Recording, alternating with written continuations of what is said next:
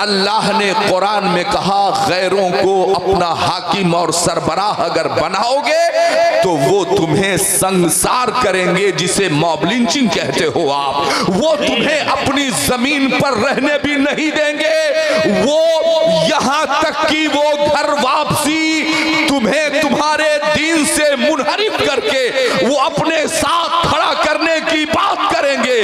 कब? जब तुम गैरों को अपना हाकिम बना रहे होगे तब। आज मेरा उन्वान है कौमे मुस्लिम की सियासत में हिस्सेदारी वक्त की अहम तरीन जरूरत है। मगर मुझे बताओ ईमानदारी के साथ आपने हिस्सेदारी कहां ली? आपने पार्टी कहां बनाई? और आप कहेंगे अरे साहब आप मिंबर से और सियासी गुफ्तगू फरमा रहे हैं। उठाओ तिर्मिज़ी शरीफ की हदीस, अल्लाह के हबीब इरशाद फरमाते हैं इन्नी आमरुकुम बिखमसतिन बिल जमाअते वस्समए, मैं तुम्हें जिन जिन बातों का हुक्म दे रहा हूं उन्हें याद करो। फरमाया बिल जमाअते वस्समए वत्ताअते वल हिजरते वल जिहादी फी सबीलिल्लाह अल्लाहु अमरनी बिहिन्ना। तिर्मिज़ी शरीफ की हदीस है।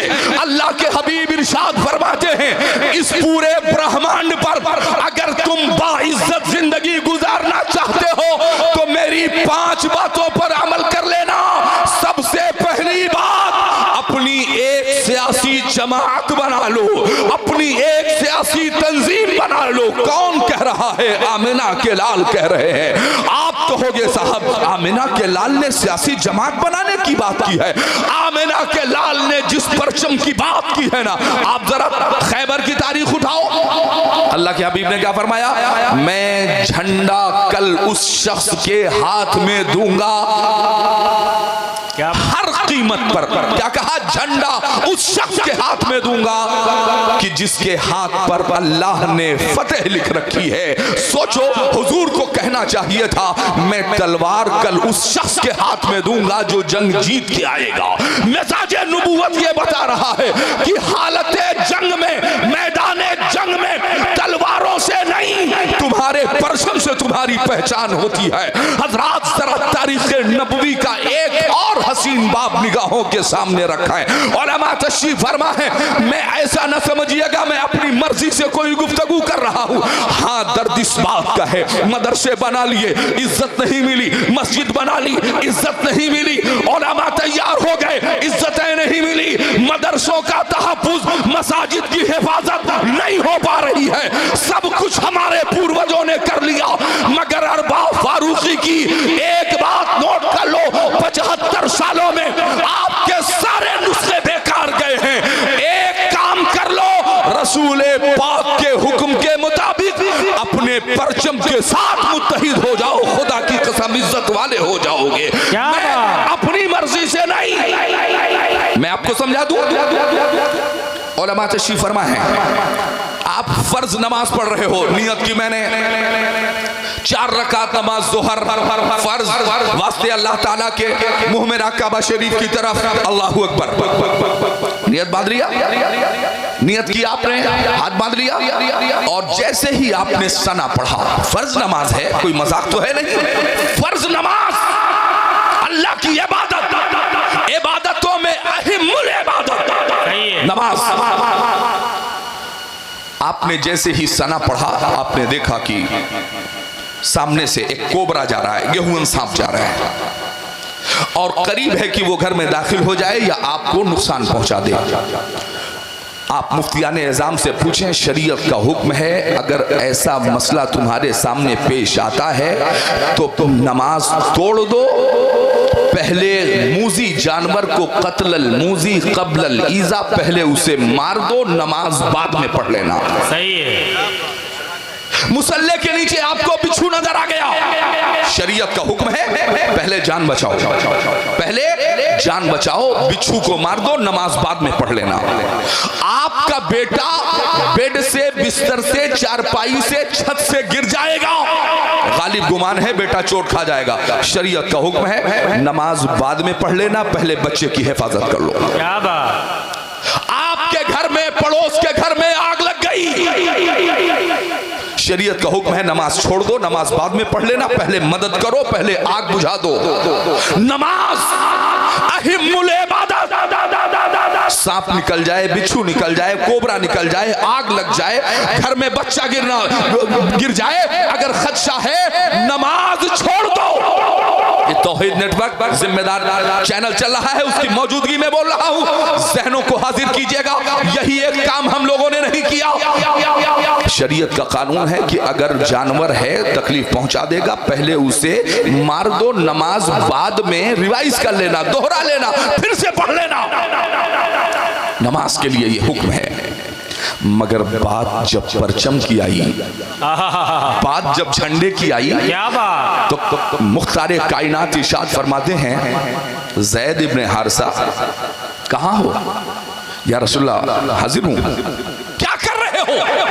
आका मैं जंग की तैयारी कर रहा हूं। कल क्या करोगे? हुजूर आपके दुश्मनों से, आपके जिस मुकद्दस सहाबी को मीडिया की जिम्मेदारी लेकर बहैसियत कासिद आपके सहाबी को दुश्मनों ने शहीद किया है ना, उनसे जंगे लड़ेंगे। अल्लाह के हबीब फरमाते हैं ना ना ज़ैद ये काम तुम नहीं करोगे।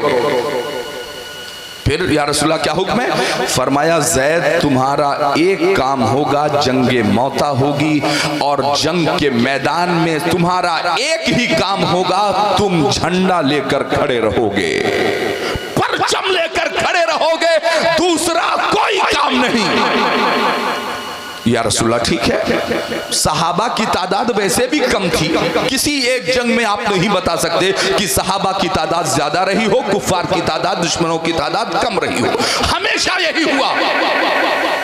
अल्लाह के हबीब ने फरमाया ज़ैद इब्ने हारिसा याद रखना, न तीर चलाओगे, न तलवार, न कमान हाथ में होगी, न ढाल, एक काम सिर्फ तुम परचम को लेकर मैदान में खड़े रहोगे, यही परचम मोहम्मदी सल्लल्लाहु अलैहि वसल्लम तुम्हारी पहचान कराएगा। जो तुम्हारे झंडे के नीचे रहेगा वो तेरा भाई होगा, मजहब उसका, मसला उसका, जात बिरादरी उसकी कुछ भी हो, वो सिर्फ पहचान झंडा होगा, दूसरा चेहरा मोहरा नहीं हो सकता।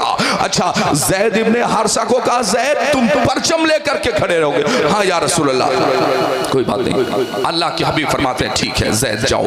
दूसरे सहाबी को बुलाया, हजरत जाफर तैयार को बुलाया, कहा जाफर कल क्या करोगे?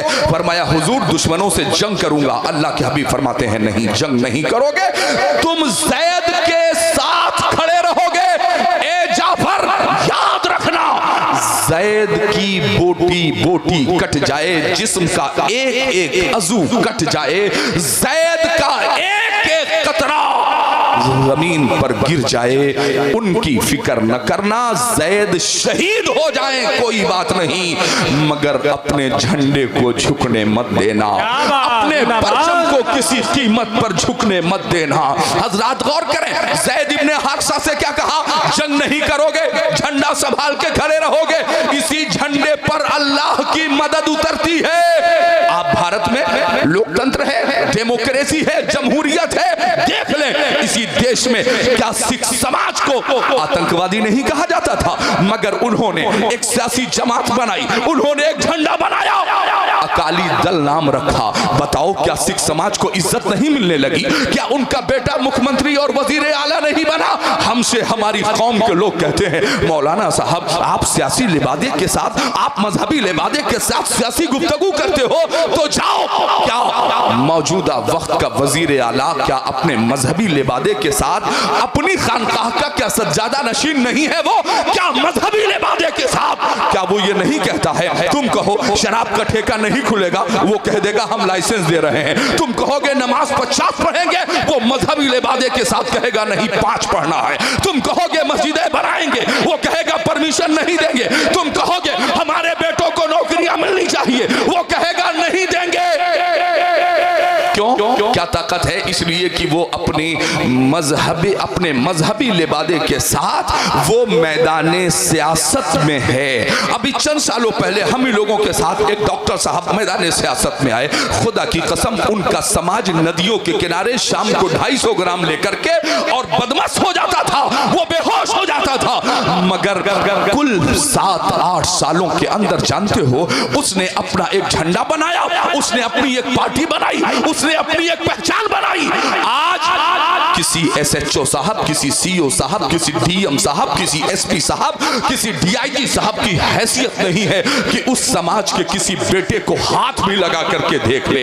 इसी जमीन पर सुल्तान शुहदा फिल हिंद सरकार सैयद सालार मसूद गाजी के उर्स को और उर्स की तकरीबात पर मुकम्मल बैन लगा दिया। हम कहते हैं हम गैर सियासी हैं और सियासत ही फैसला कर रही है। तुम्हें सियासत से कोई मतलब ना हो, मगर सियासत को तुमसे बहुत मतलब है साहब, याद रखना।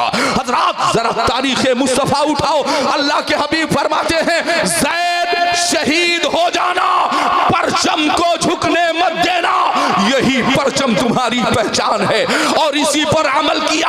आप देख लो, अगर सऊदीया से कोई कारिंदा, हुकूमत का कोई बंदा मुल्क हिंदुस्तान में आता है और वो यहाँ प्रेस कॉन्फ्रेंस करेगा अपने झंडे के साथ, अमेरिका वाला सऊदीया वाले के झंडे के साथ नहीं खड़ा हो सकता। नेपाल जैसा गरीब मुल्क इंडिया जैसे मुल्क के झंडे के साथ कभी नहीं खड़ा होता, इसलिए कि उन्हें पता है कि ताकत आदमी में नहीं, ताकत परचम में होती है, ताकत झंडे में होती है। जिन जिन समाज ने अपनी सियासी जमात और जिन जिन जमातों ने अपना सियासी परचम और अपना सियासी कायद बनाया है, उन्हीं के दरवाजे तक इंसाफ पहुंचाया जा रहा है।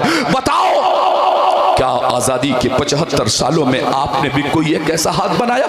आपके इसी बकवा दरगाह गौरा चौकी के पास एक दलित समाज की बेटी रात को 12 बजे गुजर रही हो। ईमानदारी से बताओ, है किसी चौधरी साहब में हिम्मत, है किसी ठाकुर साहब में हिम्मत, है किसी ब्राह्मण साहब में हिम्मत, है किसी खान साहब में हिम्मत, है किसी शेख साहब में यह हिम्मत जो रात को 12 बजे भी उस दलित समाज की बेटी को हाथ लगा सकता है?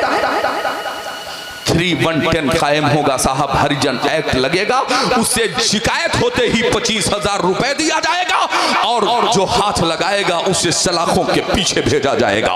बताओ यार, 75 सालों में तुमने भी एक ऐसा हाथ बनाया है जो तुम्हारी आसिफा बेटी की हिफाजत कर सके?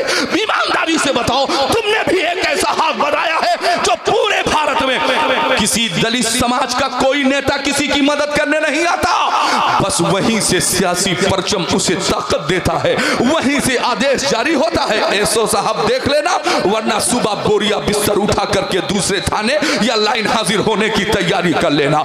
ईमानदारी से बताओ, ईवीएम एक है, लाइन एक है, तारीख एक है, गांव एक है, प्राथमिक विद्यालय एक है, फिर जब सब एक है तो बताओ किसी का बेटा IG DIG कोतवाल लेखपाल बन रहा है और तुम्हारे बेटे आतंकवादी क्यों बन रहे हैं? तुम्हारे बेटे दहशतगर्द क्यों बन रहे हैं? मीडिया में मजहब इस्लाम के मानने वालों के माथों पर बदनुमा दाग क्यों लगाया जा रहा है? सोचा है कभी? इसलिए कि सबको पता है कि तकरीबन सबका विवाह हो चुका है, यही कौम बाकी है। जितने आरोप लगाने हैं यहाँ लगा लो, जितनी गालियां देनी है यहाँ लगा लो। आप एक शानदार किताब भाई मौलाना इलियास साहब ने लिखा है मीडिया के ताल्लुक से, जानते हैं 1 करोड़ रुपए लेकर के मैं मीडिया हाउस नोएडा की सरजमीन पर गया। बात इसलिए कह रहा हूं कि आप समझो ये सोशल मीडिया है क्या, प्रिंट प्रेस इलेक्ट्रॉनिक मीडिया है क्या? 1 करोड़ रुपए हमारे लिए बहुत बड़ी बात थी। खुदा की कसम मिंबरे रसूल पर हूं, 1 करोड़ रुपए लेकर के मीडिया हाउस में हमारी एंट्री हो गई, आचार संहिता लागू, और उसके बाद छुप छुपा करके मीडिया हाउस में पहुंच गए। बड़ी मुश्किल से अंदर एंट्री हो पाई और साहब जानते हैं शानदार कुर्सी पर एक बंदा बैठा था। उसने कहा जी लाइए, क्या शाम को आपकी खबर चलानी है टेलीविजन पर? हम लोग बहुत खुश थे कि पहली मर्तबा सियासी जमात का नाम टेलीविजन पर आएगा। हम लोगों ने कहा हाँ साहब बड़ी मेहरबानी, के लीजिए। उसने कहा कितना है? हमने कहा साहब 1 CR। खुदा की कसम ऐसे हाथ रख करके बैठा था ना, उसने यूं गिराया पैसा। उसने कहा चले आए यहाँ, ये क्या लेकर आए हो? हमने कहा साहब 1 करोड़ है, उसको गिन तो ले, काउंटिंग तो कर ले।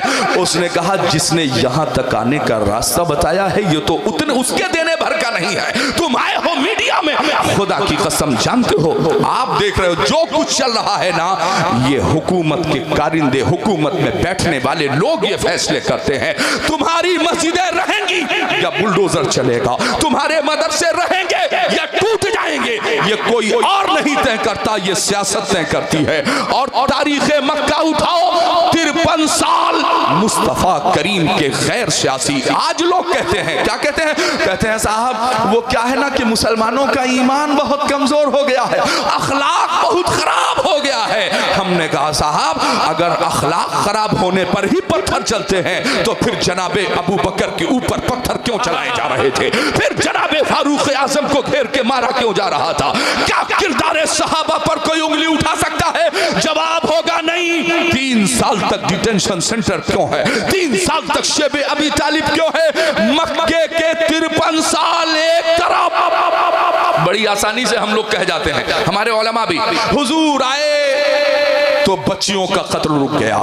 अरे जरा करीब तो आओ, कब रुका है? 53 साल में शराब की ठेकियों के खिलाफ अभियान चलाया मगर कोई बात सुनने वाला नहीं था। जुए के खिलाफ अभियान चलाया मगर कोई बात सुनने वाला नहीं था। शराब की ठेकियों के खिलाफ अभियान चलाया मगर कोई बात सुनने वाला नहीं था। बेटियों के कत्ल के खिलाफ अभियान चलाया मगर कोई बात सुनने वाला नहीं था। अल्लाह के हबीब ने हिजरत फरमाई, मक्कतुल मुकर्रमा से रात की तन्हाई में महबूबे खुदा हैं, शाफ़े महशर हैं, साक़िए कौसर हैं, महबूबे दावर हैं। रात की तारीकी में आमिना के लाल ने हिजरत की है, पैरों में छाले आ गए हैं। तारीख बताती है हुजूर मदीनतुल मुनव्वरा गए, एक सियासी जमात अल्लाह के हबीब ने बनाई। दुनिया में जमीन पर पहली मर्तबा अल्लाह के हबीब ने मैनिफेस्टो जारी किया, जो आज सियासी पार्टियां घोषणा पत्र जारी कर रही हैं। इस रुए जमीन पर पहली मर्तबा अल्लाह के हबीब ने घोषणा पत्र जारी किया, मजहब की बुनियाद पर नहीं। 98% गैर मुस्लिम, 2% मुसलमानों की मौजूदगी में अल्लाह के हबीब इरशाद फरमाते हैं, ए हुदूद मदीना में रहने वाले लोगों सुनो, हमारे तुम्हारे मामलात एक हैं। आओ, अगर ईसाई सर उठाएगा, यहूदी सर उठाएगा, मजूसी सर उठाएगा तो हम सब मिलकर हुदूद मदीना की हिफाजत करेंगे।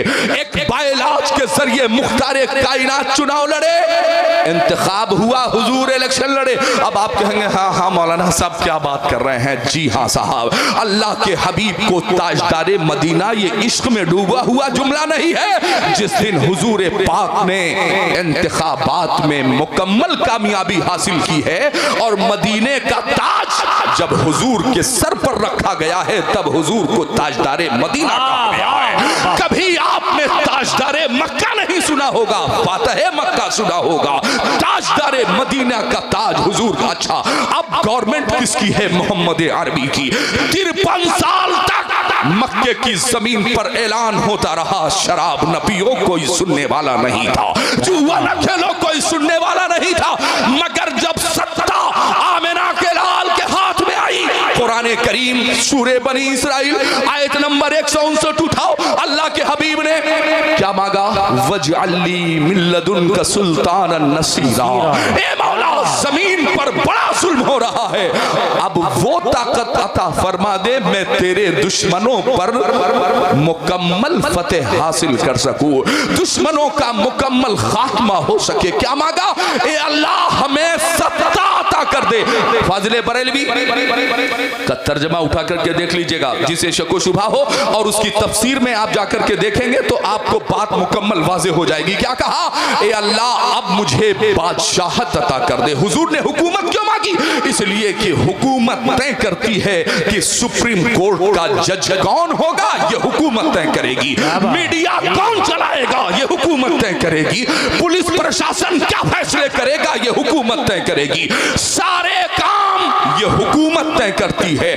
और हुकूमत जब तक सियासी जमात ना हो, जब तक उसकी अपनी पहचान कोई परचम ना हो, जब तक उसके पास कोई नेतृत्व और कोई कायद ना हो, तब तक वो लोग हुकूमत में नहीं आ सकते हैं। हजरात, आजादी के 75 सालों में जानते हो हमारी तबाही की वजह क्या है? वजह यह है कि मैच होता है दो मुल्कों के दरमियान, खेलने वाले को, जीतने वाले को मैन ऑफ द सीरीज, हारने वाले को मैन ऑफ द मैच मिलता है। मगर 50,000 ताली बजाने वालों से पूछो 6 घंटा 10 घंटा खराब करने के बाद भैया तुम्हें क्या मिला? तो कहेंगे यार 25 पैसे की पार्ले टॉफी भी हाथ नहीं आई। ये काम 75 सालों से यही कर रही है। खुदा की कसम सुनो, अल्लाह के हबीब इरशाद फरमाते हैं, इन्नी आमरुकुम बिखमसतिन, 5 बातों का हुक्म देता हूं। ये मैं अपने बाप की किताब से नहीं, रसूल पाक की किताब से कहता हूं। सबसे पहला काम नबी ये पाक फरमाते हैं, बिल जमात, अपनी एक तंजीम बना लो। आगे अल्लाह के हबीब इरशाद फरमाते हैं, वस्समए, और उसकी बात को सुनो और दूसरों तक पहुंचाओ कि हमारा ये मैनिफेस्टो है। फरमाया वत्ताते, और उस अमीर को जो तुम में से तुम्हारा अमीर हो, फरमाया उसकी अताअत करो, उसका कहना मानो। फरमाया वल हिजरते, और हिजरत करो। हजरत, जब हुजूर पाक ने फरमाया और हिजरत करो ना, तो सहाबे कराम अर्ज करते हैं, या रसूल अल्लाह, अय्युल हिजरते अफजल, या रसूल अल्लाह, या रसूल अल्लाह, सबसे अफजल हिजरत कौन सी है? ये कौन सवाल कर रहा है? वो मुहाजिरीन भी उसमें शामिल है जो हिजरत करके आए हैं। सोचिए, क्या जमाते सहाबा को नहीं पता था कि एक शहर से दूसरे शहर जाने को हिजरत कहते हैं? मगर नहीं, अल्लाह के रसूल के सहाबा ने पूछा था, अय्युल हिजरते अफजल, या रसूल अल्लाह, सबसे अफजल हिजरत क्या है? अल्लाह के हबीब ने फरमाया, अंतु हाजिरा मा करिहा रब्बुक, जो चीजें तेरे रब को पसंद नहीं हैं उस पर अमल न किया करो, उन चीजों को छोड़ दिया करो। क्या नहीं पसंद है? कुरान कह रहा है, अपनों में से अपना अमीर चुना करो, ये कुरान कह रहा है। और हम कुरान की खिलाफ वर्जी करके जमीन पर इज्जत चाहते हैं। सुनो, जंगे मौता, अल्लाह के हबीब फरमाते हैं, ज़ैद इब्ने हारिसा, शहीद हो जाना, परचम को झुकने मत देना। फरमाते हैं जाफर, ज़ैद शहीद हो जाए इनकी परवाह न करना, लपक के आगे बढ़ के अपने झंडे को थाम लेना। यही झंडा तुम्हारी ताकत है, यही झंडा तुम्हारी पहचान है। 2 सहाबा को अल्लाह के हबीब ने हुक्म दिया, फिर 2 सहाबा चले गए। अल्लाह के हबीब इरशाद फरमाते हैं, अब्दुल्ला इब्ने रवाहा कहाँ हो? या रसूल अल्लाह, खादिम हाजिर है, गुलाम हाजिर है। अब्दुल्ला इब्ने रवाहा, क्या कर रहे हो? हुजूर, जंग की तैयारी, असलहे तेज कर रहा हूँ। फरमाया क्या करोगे? फरमाया हुजूर, अल्लाह रसूल के दुश्मनों से जंग करूंगा। फरमाया नहीं, ये अब्दुल्ला इब्ने रवाहा, याद रखना, ज़ैद इब्ने हारिसा शहीद हो जाए, हो जाने देना, पानी पिलाने की फिक्र न करना। जाफर तैयार शहीद हो जाए, हो जाने देना, फिक्र न करना, फिक्र एक करना, झंडा ही तुम्हारी पहचान है, इसे झुकने मत देना। हजरात, जरा गौर कीजिएगा, नमाज की बारी आई, फरमाया नमाज छोड़ दो, बाद में पढ़ लेना। मगर जब परचम की बारी आई, फरमाया जान चली जाए, इसे झुकने मत देना। सोचो, जिस पैगंबर ने इस्तिंजा खाने में बैठने का तरीका बता दिया, इस्तिंजा खाने में दाखिल होने का तरीका बता दिया, मस्जिद में आने जाने का तरीका बता दिया, निकाह तलाक का तरीका बता दिया, जिंदगी के तमाम शोबों में हमारी रहनुमाई कर दी, क्या उस पैगंबर ने बाइज्जत जिंदगी जीने का तरीका हम लोगों को नहीं बताया होगा? जरूर बताया है, और एक ही तरीका बताया है कि मेरी तरह अगर मक्के में रहोगे, मक्का बयान हो रहा है, मदीना ऐसे शॉर्टकट मारकर हमारे लोग निकल जा रहे हैं। खुदा की कसम, मदीना बयान कर दो, सत्ता हुजूर के हाथ में आई, हुकूमत हुजूर के हाथ में आई। पहले दिन अल्लाह के हबीब ने फरमाया, वहां मैं कहता था कोई सुनने वाला नहीं था, जाओ आज एक कमजोर से मनादी से कह दो, ऐलान कर दे, आज के बाद शराब का बनना, बिकना, पीना, पिलाना बैन किया जाता है। पूछिए उलमा से, 3-3 साल की पुरानी शराबें लोगों ने नालियों में बहा दी। क्यों? इसलिए कि आज ताजदारे मदीना सत्ता के के रास्ते से ऐलान कर रहे थे। अल्लाह के हबीब ने मक्के में कहा था, ए लोगों अपनी बेटियों को कत्ल करो, कोई सुनने वाला नहीं था। मदीने में सत्ता के पावर से ऐलान किया है, लोगों कह दो आज के बाद अगर कोई बेटियों को कत्ल करेगा तो उसकी गर्दन भी मार दी जाएगी। हुकूमत का ऐलान था, किसी की हैसियत नहीं हुई फिर कोई किसी बेटी को जमीन में जिंदा दफन भी कर दे। हज़रात कुरान ने यह कह के पैक कर दिया, लक़द कान लकुम फी रसूलिल्लाहि उस्वतुन हसना, मेरे हबीब की जिंदगी तुम्हारे लिए बेहतरीन नमूना अमल है। इसलिए जो कुछ हम सीखेंगे वो अपने पैगंबर से सीखेंगे। तो बाइज्जत जिंदगी जीने का जो तरीका है वो हुजूर पाक ने हमें दिया है कि मक्के में मुझे देखो तो पत्थर हैं, मसाइब हैं, मुश्किलात हैं। मदीने में देखो तो मैं सियासी जमात के साथ खड़ा हूं, अपनी ताकत के साथ, हुकूमत के साथ खड़ा हूं। सलातीने जमाना की हैसियत भी नहीं है कि वो हमारी तरफ निगाह उठा करके भी देख लें। इसलिए वही किरदार जो मुस्तफा करीम रऊफ रहीम ने अता किया है, आज मैं आप सबको दावत फिक्र देता हूं। जितनी जमातें हैं सबको देख चुके हैं, जो कुछ है आजमाया जा चुका है। एक बार आमिना के लाल के हुक्म पर अमल कर लो, अपनी जमात, अपनी सियासी पहचान और अपने झंडे के साथ अपनों में से अपने अमीर के साथ खड़े हो जाओ। ये बात मैं मिंबरे रसूल से कह रहा हूं, हर बात का जिम्मेदार मैं हूं। सुन लो, इस जमीन पर जब तक तुम सियासी जमात बनाकर नहीं खड़े होगे, अपने झंडे और अपने कायद के साथ नहीं खड़े होगे, कयामत तक तुम्हें इंसाफ मिलने वाला नहीं है। जरूरत है कि एक परचम हो, एक कायद हो, एक सफ हो। कभी बिखरी हुई कौमों को कर्रोफर नहीं मिलता।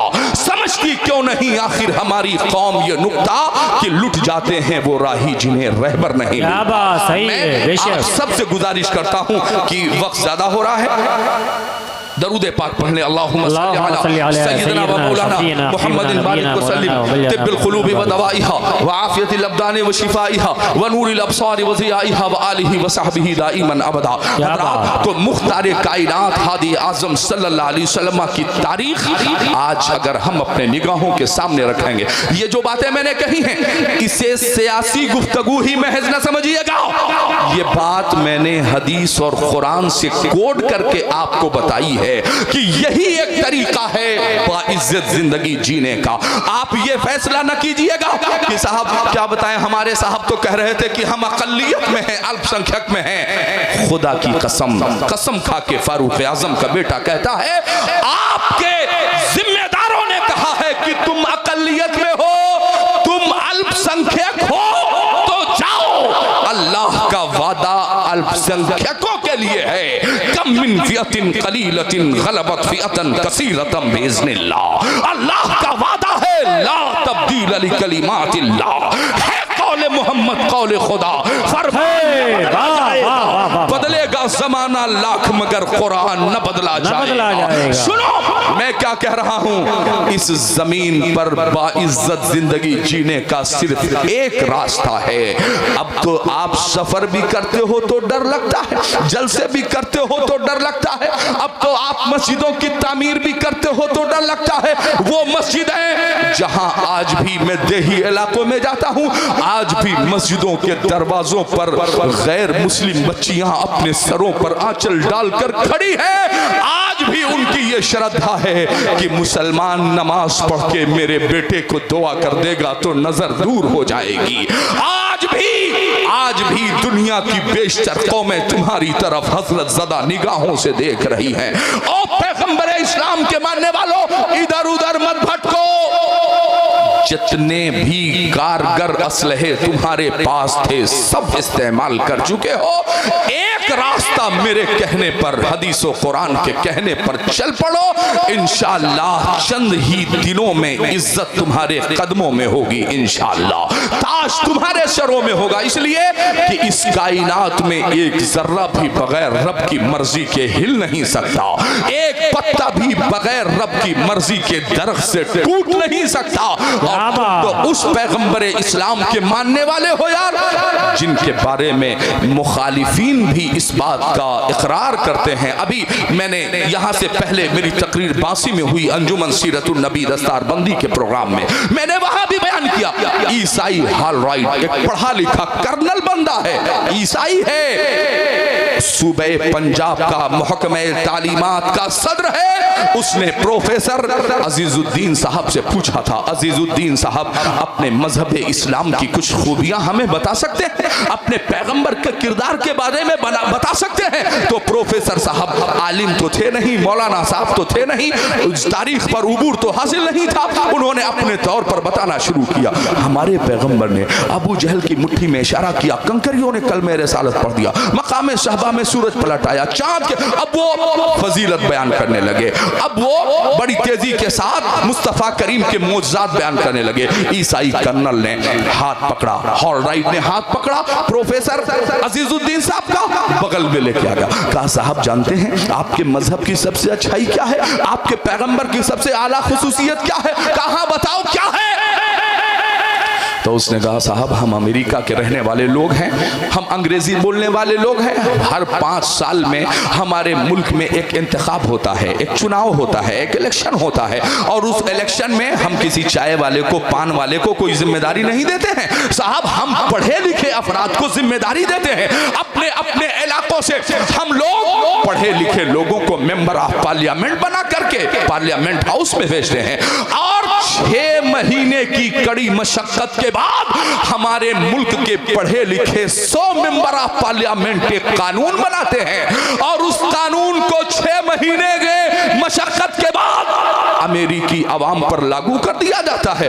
मगर 7वां महीना लगते लगते हमारी अपोजिशन जमातें, हमारे मुखालिफिन की जो जमातें हैं ना, उस कानून में कोई ना कोई कमी निकाल कर संसद भवन में बवाल मचा देती है, और 6 महीने की मशक्कत 100 पढ़े लिखे लोगों की मेहनत राइगा चली जाती है, और फिर उस कानून को वापस किया जाता है।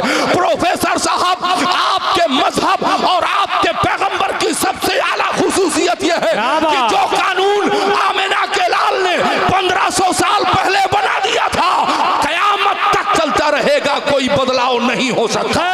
आपके मजहब की सबसे बड़ी सच्चाई ये है, आपके पैगंबर का कानून सबसे अच्छा ये है कि 1500 साल गुजर गए, किसी कानून को बदलने की जरूरत नहीं पड़ी। कानून दा हो तो ऐसा, जमीन पर इंसाफ का राज कायम करने वाला हो तो ऐसा, मसावात का पैगाम देने वाला हो तो ऐसा, जिसने अपने सहाबा की ऐसी तलकीन की है, जिसने अपने सहाबा को ऐसे अंदाज में आगे बढ़ाया है ना कि फारूक आजम अभी बता रहे थे, अल्लामा मुफ्ती कमालुद्दीन साहब 25 लाख मुरब्बा मील से ज्यादा हाकिम वक्त है फारूक आजम। खबर दी किसी ने, बिलाल आ रहे हैं, बिलाल जरा देखें, बिलाल आ रहे हैं मुल्क के हबश से, आदिवासी, अति दलित, जिसे बैठने का समाज में कोई जगह नहीं देता था। किसी ने खबर दी फारूक आजम अमीरुल मोमिनीन इमामुल आदिलीन गैजुल मुनाफिकीन बिलाल आ रहे हैं। खुदा की कसम मसनद को छोड़ा, दरवाजे के पीछे अदब के साथ प्रोटोकॉल देकर के खड़े हो गए। कौन? फारूक आजम। सलातीन जमाना की हैसियत नहीं थी कि फारूक आजम के सामने निगाह भी उठा करके देख ले,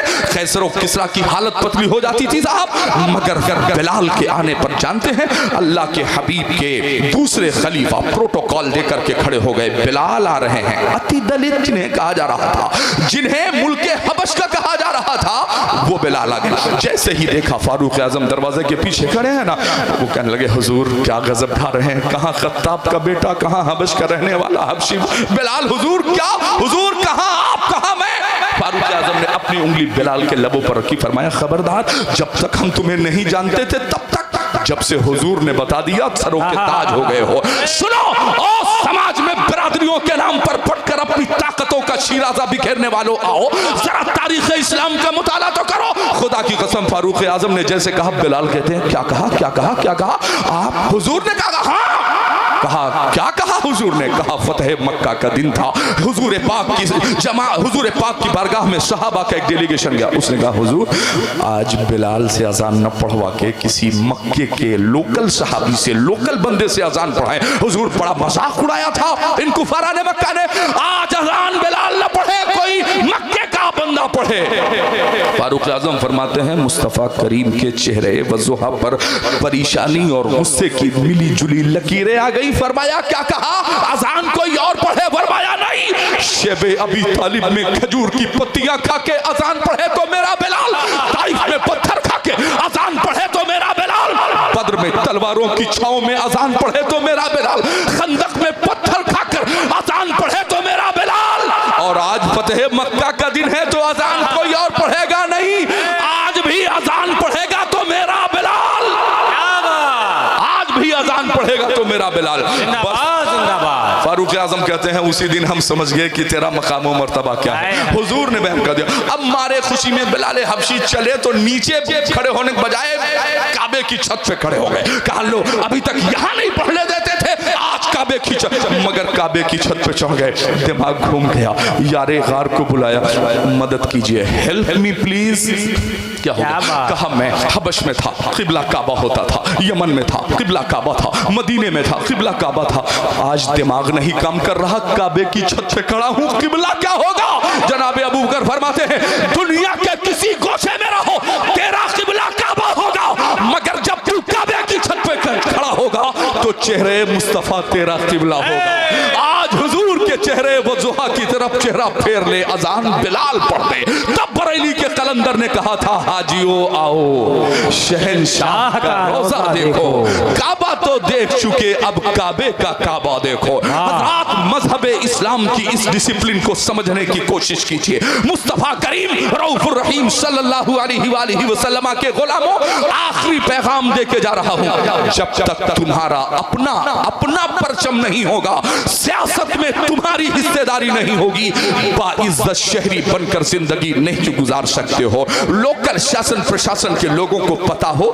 कि तुम्हारी भी आवाजें उठाने वाला कोई अपने झंडे के साथ मौजूद है, कोई अपने परचम के साथ मौजूद है। और तारीख ये ना कहिएगा साहब ऐसा कैसे हो सकता है।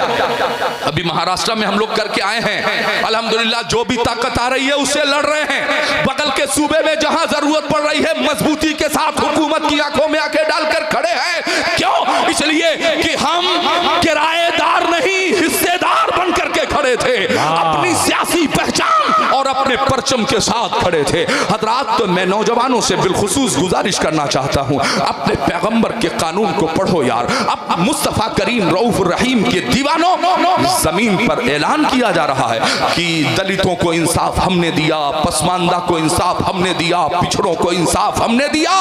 तुम भी तारीख बयान करो, नहीं तुमने बाद में दिया है। इस पूरे ब्रह्मांड पर सबसे पहले किसी ने दलित तबकात को इंसाफ दिया है तो आमिना के लाल ने बिलाल हबशी के हाथ को पकड़कर खाने काबा की छत पे चढ़ा के मौज़िनों का इमाम बनाया है। सबसे पहले किसी ने मसावात का पैगाम दिया है तो आमिना के लाल जनाब मोहम्मद रसूलुल्लाह सल्लल्लाहु अलैहि वसल्लम ने दिया है। दीवानों, नौजवानों, आखिरी गुजारिश, सीरतुन नबी के नाम पर इसी जमीन पर दाढ़ी और टोपी रखकर ऐसे भी अफराद हैं जो तुम्हारे बीच में आएंगे, बात सीरत की करेंगे तो बताएंगे कि हुजूर का कुर्ता फटा होता था। तो उन्हें जवाब देना कि नादान सिर्फ हुजूर का कुर्ता फटा हुआ न देखो, ये भी बयान करो कि कुर्ता जिसका फटा होता था दामन पर पेबंद होते थे, जरूरत पड़ने पर वो चांद को दो हिस्सों में तकसीम करता।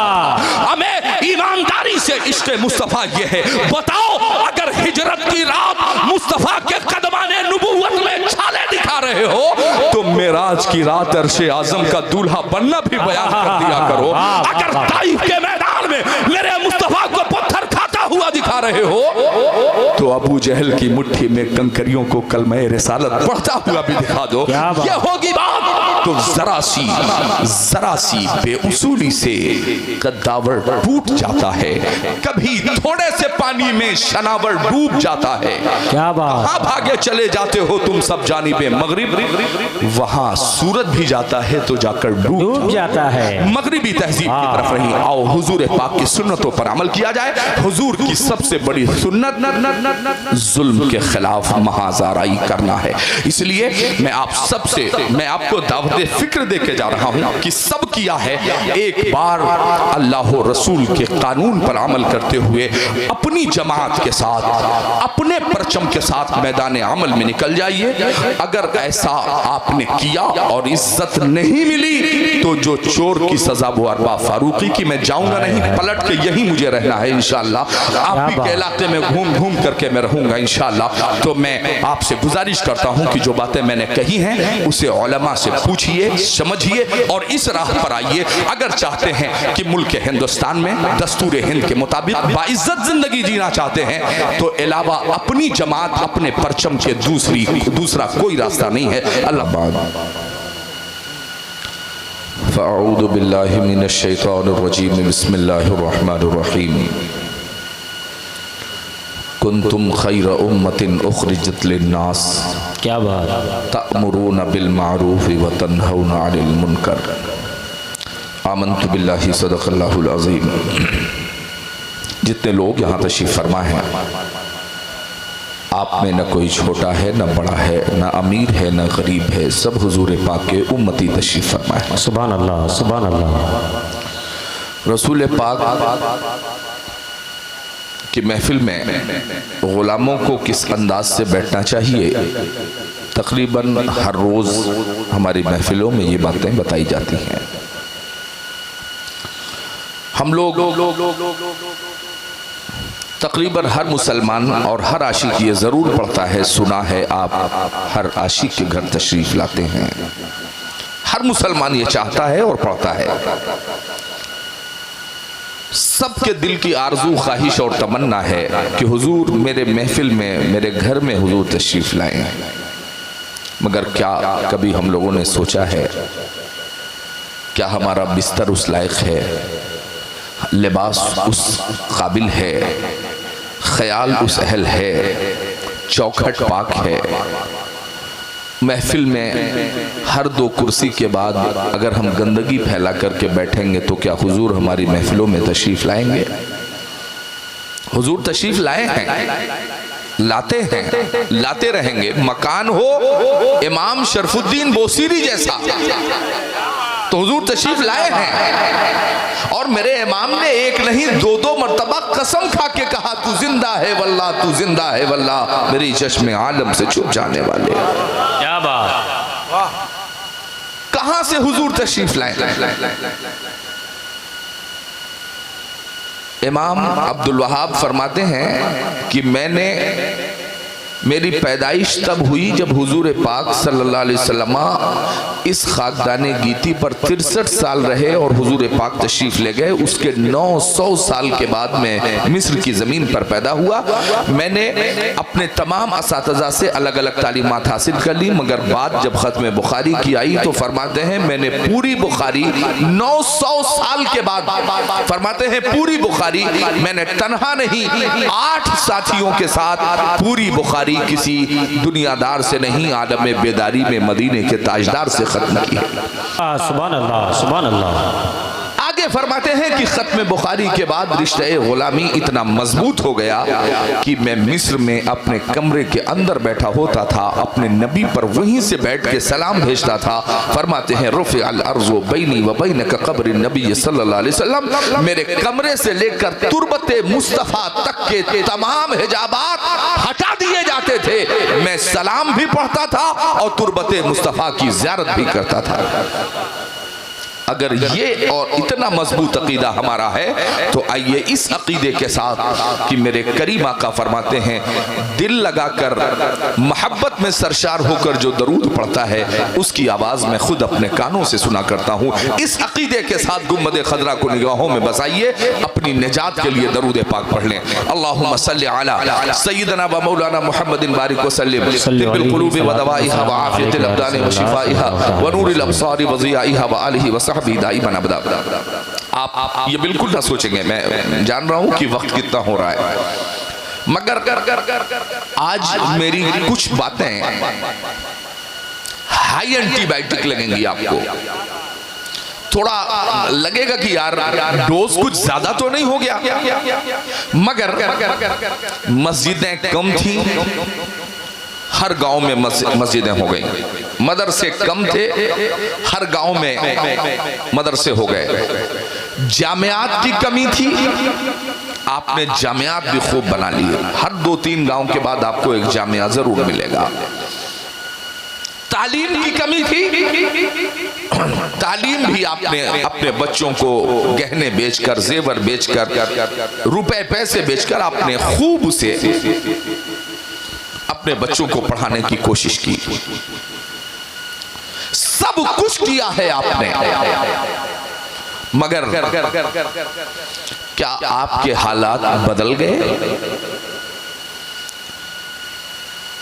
मैं ये मिंबर रसूल है और यहां बड़ी जिम्मेदारी से जितनी बातें मैं कहूंगा उसकी जवाबदेही मेरी होगी।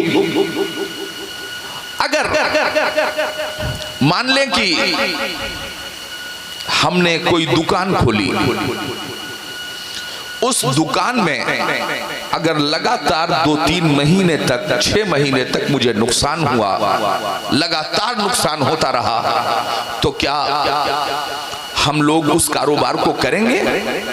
जवाब होगा कि नहीं। गेहूं की खेती करते हैं, लगातार कई साल तक नुकसान हुआ, क्या गेहूं की खेती हम लोग करेंगे?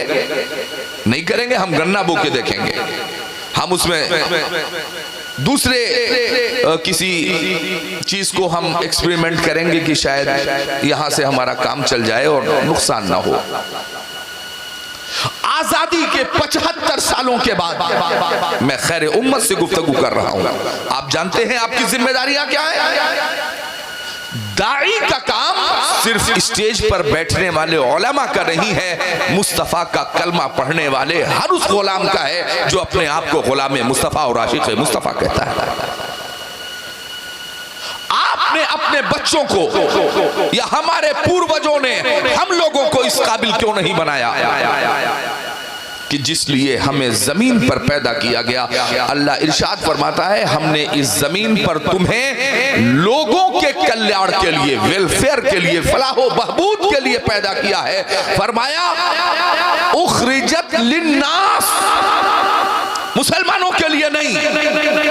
कायनात में अल्लाह की जितनी मखलूक हैं, बिलखुसूस इंसानों के लिए, उनके नफे के लिए हमने तुम्हें पैदा किया ताकि उन्हें अच्छी राह दिखाओ। आगे उलमा तशरीफ फरमा है, मैं इनकी तवज्जो चाहता हूं। कुरान ने कहा तअमुरूना बिल मारूफ व तनहौना अनिल मुनकर। आप समझ लें, मैं जो समझाना चाह रहा हूं कोशिश है कि जल्दी से आसान लफ्जों में समझा ले जाऊं। कुरान आपको इशारा कर रहा है कि अच्छी बातों का हुक्म दो। अब यहां समझिएगा कि कुरान कह रहा है अच्छी बातों का हुक्म दो, इसका मतलब कुरान इशारा कर रहा है हुक्म बगैर हुकूमत के नहीं दिया जा सकता। पूरे मिंबर के उलमा नहीं, पूरे भारत के उलमा मिलकर सर जोड़कर जंतर मंतर पर बैठकर संविधानिक तौर पर दस्तूरे हिंद के मुताबिक पूरे भारत के उलमा मिलकर पीराने एज़ाम, उलमाए कराम, खुतबाए इस्लाम, जितने मुदब्बिर, मुफक्किर, मुकर्रिर हैं, सबको जंतर मंतर पर इकट्ठा करके और हम लोग धरने पर बैठ जाएं और कहें साहब हमारे इलाके में शराब का एक ठेका खुला हुआ है, जहां शाम को लोग शराब पी करके तकरीबन गैर मुस्लिम 100% और मुसलमान 10-20% बड़ी तेज से शराब आम हो रहा है। बियर से शुरू करता है नौजवान और शराब पर ले जाकर उसका अंत होता है। सब लोग मिलकर दिल्ली में हम लोग ये कहें साहब शराब की दुकान बंद होनी चाहिए, ठेका बंद होना चाहिए। क्या सारे उलमा के एहतजाज की बुनियाद पर शराब का कोई ठेका बंद हो पाएगा? लेकिन मजहबी लिबादे के साथ मैं गुफ्तगू कर रहा हूं मजहबी लिबादे के साथ अगर हमारा आलिमे दीन अगर आपसे ये कहे कि साहब हम सिर्फ मस्जिद के इमाम नहीं होंगे, हम नाइबे मुस्तफा हैं, वारिसे अंबिया हैं, तो वारिस वो है जो अपने मौरूसी हक की हिफाजत कर रहा हो, तो वारिस वो है जो मुस्तफा करीम की तकलीद कर रहा हो, जरूरत पड़ने पर मस्जिद नबवी के मुसल्ले पर हो और जरूरत पड़ने पर बद्र के मैदान में जुल्म के खिलाफ खड़ा हो। नाइब वो है, सिर्फ खजूर खाना हुजूर की सुन्नत नहीं है, मिसवाक ही हुजूर की सुन्नत नहीं है, दावतें उड़ाना ही हुजूर की सुन्नत नहीं है, जुल्म के खिलाफ लड़ना हुजूर की सबसे बड़ी सुन्नत है। जिंदाबाद जिंदाबाद। बता दें आप अपने मुल्क के हालात देख ले, क्या कुरान ने नहीं कहा कि अगर तुम गैरों को अपना हाकिम अपना सरदार बनाओगे, सुनो अंदाजे से कह जाते हो कि हाँ हाँ एक हर्फ पर हमारा ईमान है, जज़म तशदीद पर ईमान है, एक एक आयत पर हमारा ईमान है। अल्लाह ने कुरान में कहा गैरों को अपना हाकिम और सरबराह अगर बनाओगे तो वो तुम्हें संसार करेंगे, जिसे मॉब लिंचिंग कहते हो आप।